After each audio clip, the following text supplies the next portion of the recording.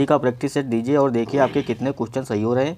बहुत ही जल्द यूपीपी की वैकेंसी आने वाली है, तो सभी लोग इसकी तैयारी शुरू कर दीजिए अभी से, जिससे कि आप एग्ज़ाम में क्वेश्चन अच्छे से हल कर सकें। आइए देर ना करते हुए शुरू करते हैं आज का पहला प्रश्न। क्वेश्चन अच्छे से हल कर सकें। आइए देर ना करते हुए शुरू करते हैं आज का पहला प्रश्न। पहला प्रश्न क्या दिया गया है, निम्न में से कौन सा शब्द पुल्लिंग है। पूछा गया है निम्न में से कौन सा शब्द पुल्लिंग है, तो आपको बताना है इसका सही उत्तर क्या होगा। ऑप्शन ए दिया गया इच्छा, ऑप्शन बी राष्ट्र, ऑप्शन सी रक्षा, ऑप्शन डी योग्यता। तो सही उत्तर इसका क्या होगा, सही उत्तर होगा ऑप्शन बी राष्ट्र।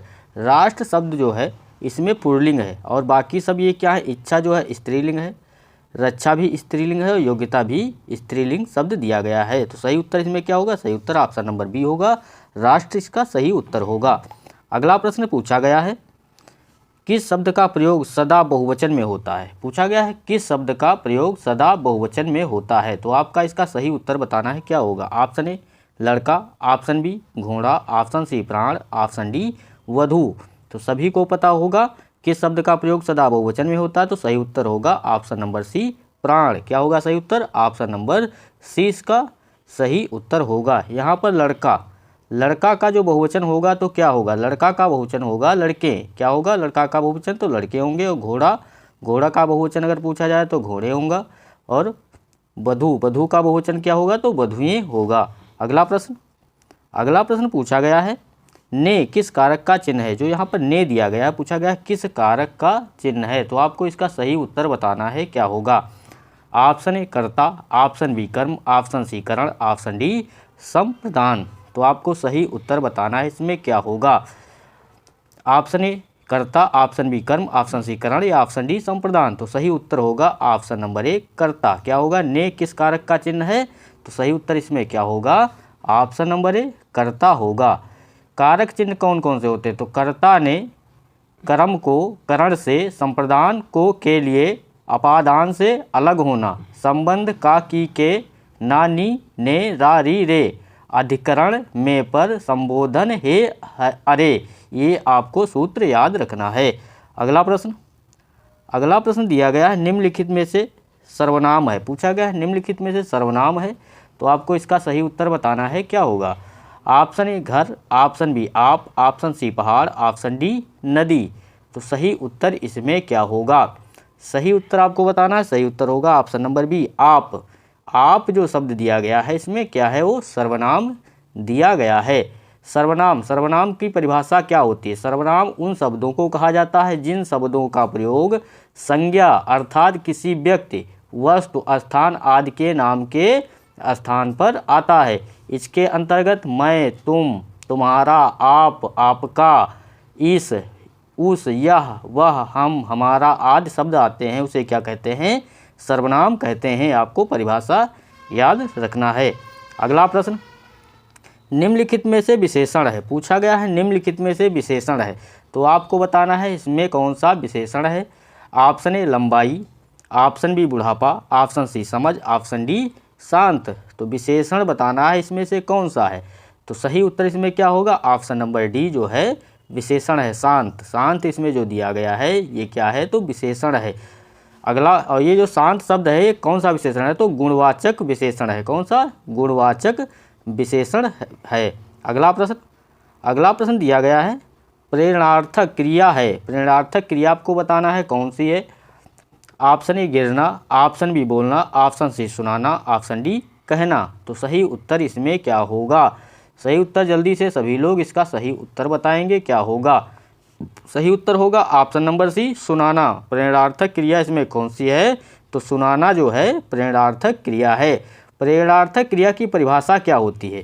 प्रेरणार्थक क्रिया की जो परिभाषा होती है, जिस क्रिया से यह ज्ञात हो कि कर्ता स्वयं काम ना करके किसी और से करा रहा है, उसे क्या कहते हैं, प्रेरणार्थक क्रिया कहते हैं। और इस जो है नामधातु क्रिया की परिभाषा क्या होती है, तो ऐसी धातु जो क्रिया को छोड़कर किन्हीं अन्य शब्दों जैसे संज्ञा, सर्वनाम, विशेषण आदि से बनती है, वह नामधातु क्रिया कहते हैं। संयुक्त क्रिया किसे कहते हैं, तो संयुक्त क्रिया ऐसी क्रिया जो किन्हीं दो क्रियाओं के मिलने से बनती है, वह क्या होती है, संयुक्त क्रिया कहलाती है। कुदंत क्रिया किसे कहते हैं, तो कुदंत क्रिया जब किसी क्रिया में प्रत्यय जोड़कर उसका नया क्रिया रूप बनाया जाए तब वह क्या होती है, क्रिया कृदंत क्रिया कहलाती है। जैसे दौड़ना, भागता आदि ये सब क्या होती हैं, कृदंत क्रिया होती हैं। और प्रेरणार्थक क्रिया कौन सी है, तो ऑप्शन नंबर सी इसका सही उत्तर होगा, सुनाना। और कौन कौन सी हो सकती है, जैसे पढ़वाना, लिखवाना आदि सब क्या होंगी, तो प्रेरणार्थक क्रियाएं होंगी। आपको ये सब याद रखना और कॉपी में नोट करते रहना है, जिससे कि एग्जाम में आप क्वेश्चन अच्छे से हल कर सकें। अगला प्रश्न दिया गया है, लड़के ने पुस्तक पढ़ी। क्या दिया गया है, लड़के ने पुस्तक पढ़ी, वाक्य का काल है। तो आपको बताना है लड़के ने पुस्तक पढ़ी, वाक्य का काल बताना है कौन सा है। ऑप्शन ए सामान्य वर्तमान, ऑप्शन बी पूर्ण वर्तमान, ऑप्शन सी संदिग्ध वर्तमान, ऑप्शन डी संभाव्य वर्तमान।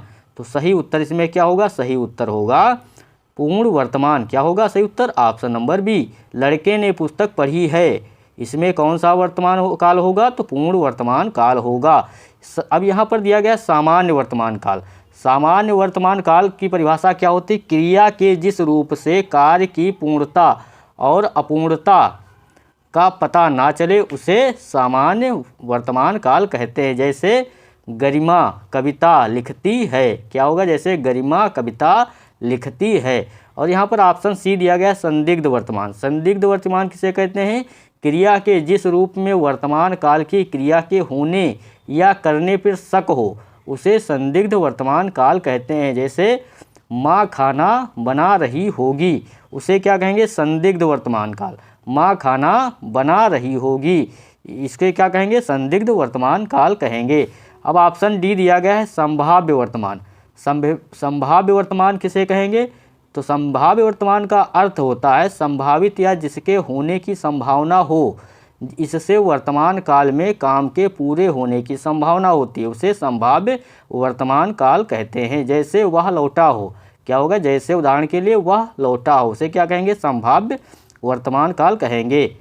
अगला प्रश्न, निम्नलिखित में तद्भव है, तद्भव शब्द पूछा गया है, इसमें से कौन सा है। आपको इसका सही उत्तर बताना है, क्या होगा। ऑप्शन ए अचरज, ऑप्शन बी अंधकार, ऑप्शन सी अंगरक्षक, ऑप्शन डी आशा। तो सही उत्तर इसमें क्या होगा, आपको इसका सही उत्तर बताना है, क्या होगा। सही उत्तर होगा ऑप्शन नंबर ए अचरज। जो इसमें शब्द दिया गया है वो क्या है, तद्भव शब्द है। क्या है, तद्भव शब्द है। इसमें अंधकार, अंधकार का तद्भव शब्द क्या होगा। अगर अंधकार का तद्भव शब्द पूछा जाता है तो क्या होगा, अंधियारा। क्या होगा, अंधियारा। अंगरक्षक, अंगरक्षक का तद्भव शब्द क्या होगा, तो अंग रखा। क्या होगा, अंग रखा। आशा, आशा का जो है तद्भव शब्द क्या होगा, तो आस होगा। क्या होगा, आस होगा।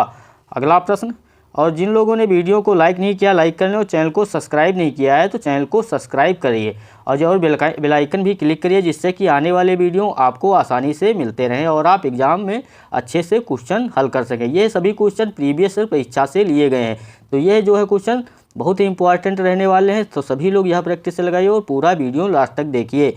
ये सब क्वेश्चन जो है किसी ना किसी एग्जाम में पूछे गए हैं, और यही क्वेश्चन जो है बार बार परीक्षाओं में रिपीट होते रहते हैं। तो आपको यह क्वेश्चन पूरे के पूरे हल करना है और कॉपी में नोट करते रहना है।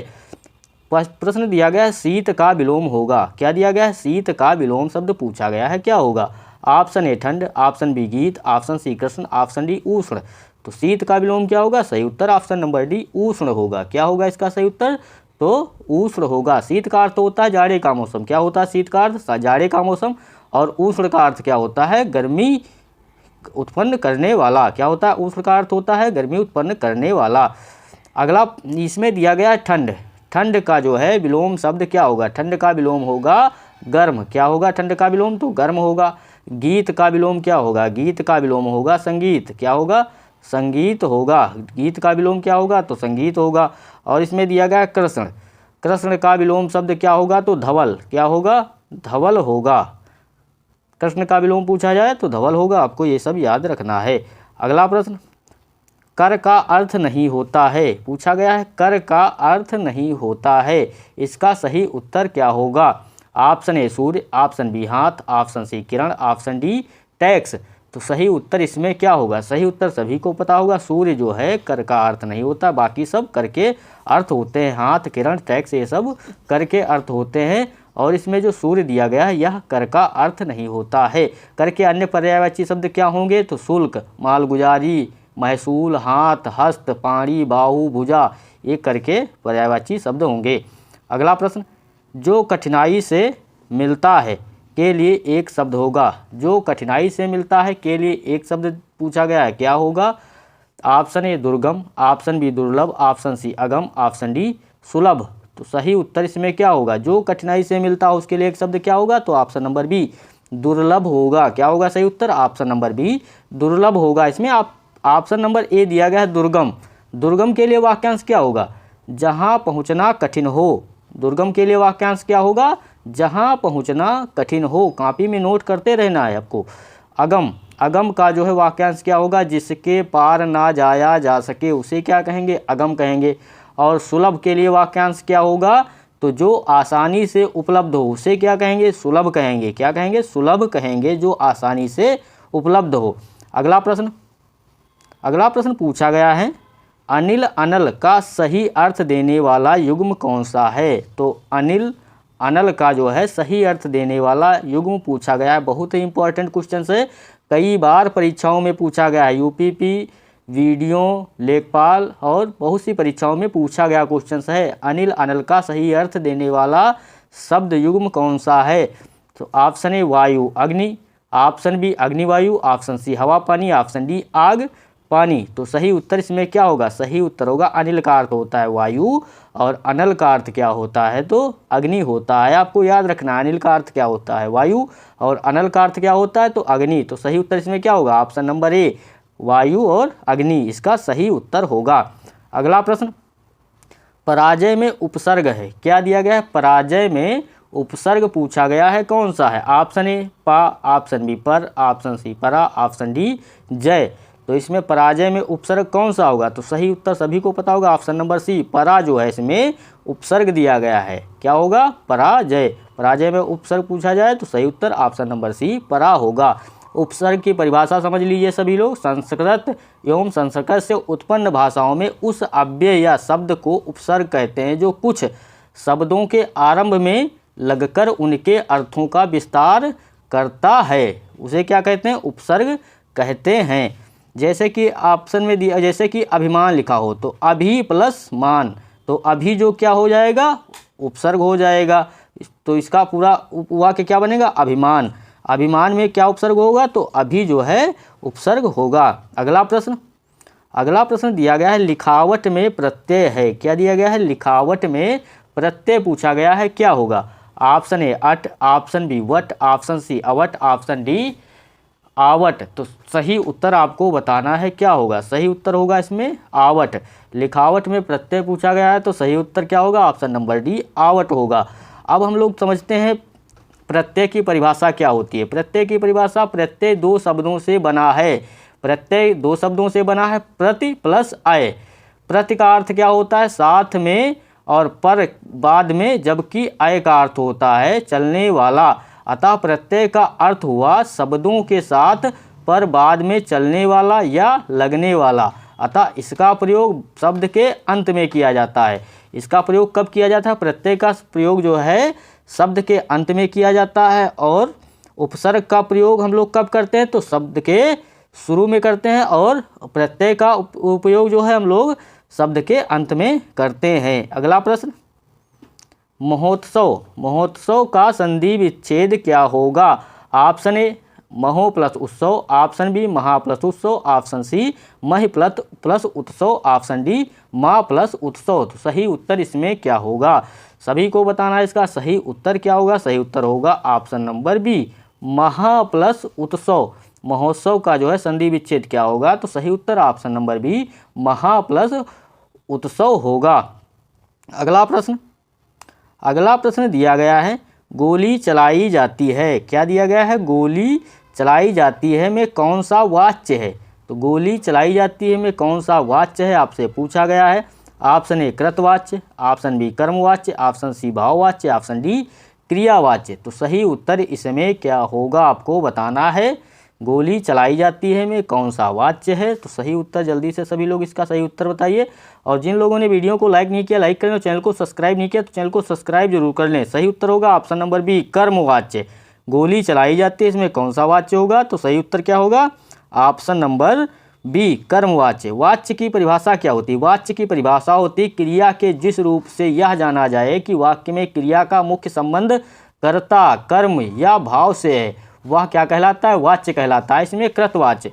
कृतवाच्य की परिभाषा क्या होती है? तो जिस वाक्य में कर्ता मुख्य हो, क्या हो? जिस वाक्य में कर्ता मुख्य हो और क्रियाकर्ता के लिंग, वचन एवं पुरुष के अनुसार हो, उसे क्या कहते हैं? तो कृतवाच्य कहते हैं। फिर से समझ लीजिए, जिस वाक्य में कर्ता मुख्य हो और क्रियाकर्ता के लिंग, वचन एवं पुरुष के अनुसार हो, उसे क्या कहते हैं? तो कृतवाच्य कहते हैं। जैसे उदाहरण, लड़कियां बाजार जा रही हैं। इसमें दिया गया ऑप्शन सी भाववाच्य। भाववाच्य की परिभाषा क्या होती है? भाववाच्य की परिभाषा होती है जिस वाक्य में अकर्मक क्रिया का भाव मुख्य हो, उसे क्या कहते हैं? जिस वाक्य में अकर्मक क्रिया का भाव मुख्य हो, उसे क्या कहते हैं? तो भाववाच्य क्रिया कहते हैं। उदाहरण के लिए समझिए, हमसे वहाँ नहीं ठहरा जाता। क्या होगा उदाहरण के लिए? हमसे वहाँ नहीं ठहरा जाता। अब यहाँ पर दिया गया है अगला प्रश्न। अगला प्रश्न पूछा गया है, निम्नलिखित में से अव्यय है। पूछा गया है निम्नलिखित में से अव्यय है, तो सही उत्तर आपको बताना है। इसमें कौन सा अव्यय दिया गया है? ऑप्शन ए प्राचीन, ऑप्शन बी मोटा, ऑप्शन सी गरीब, ऑप्शन डी और। तो सही उत्तर इसमें क्या होगा? सही उत्तर होगा ऑप्शन नंबर डी, और जो है अव्यय दिया गया है। अव्यय का शाब्दिक अर्थ क्या होता है? अव्यय का शाब्दिक अर्थ होता है जो व्यय ना हो। क्या हो? जो व्यय ना हो, उसे क्या कहते हैं? अव्यय कहते हैं। जिनके रूप में लिंग, वचन, पुरुष, कारक, काल आदि की वजह से कोई परिवर्तन नहीं होता, उसे अव्यय शब्द कहते हैं। अव्यय शब्द हर स्थिति में अपने मूल रूप में रहते हैं। इन शब्दों को अभिकारी शब्द भी कहा जाता है। तो अव्यय शब्द को जो है अभिकारी शब्द भी कहा जाता है। अगला प्रश्न पूछा गया है, दूध का धुला होना। क्या दिया गया है? दूध का धुला होना मुहावरे का अर्थ है। आपको इसका सही उत्तर बताना है। क्या होगा? ऑप्शन ए निर्दोष होना, ऑप्शन बी दोषी होना, ऑप्शन सी पाप करना, ऑप्शन डी चोरी करना। तो सही उत्तर क्या होगा? दूध का धुला होना। सही उत्तर ऑप्शन नंबर ए निर्दोष होना। क्या होगा इसका सही उत्तर? तो निर्दोष होना इसका सही उत्तर होगा। जल्दी से सभी लोग, जो लोग वीडियो को लाइक नहीं किए हैं, लाइक कर लें, और चैनल को सब्सक्राइब नहीं किए हैं तो चैनल को सब्सक्राइब जरूर कर लीजिए और बेल आइकन भी क्लिक कर लीजिए, जिससे आने वाले वीडियो आपको आसानी से मिलती रहें।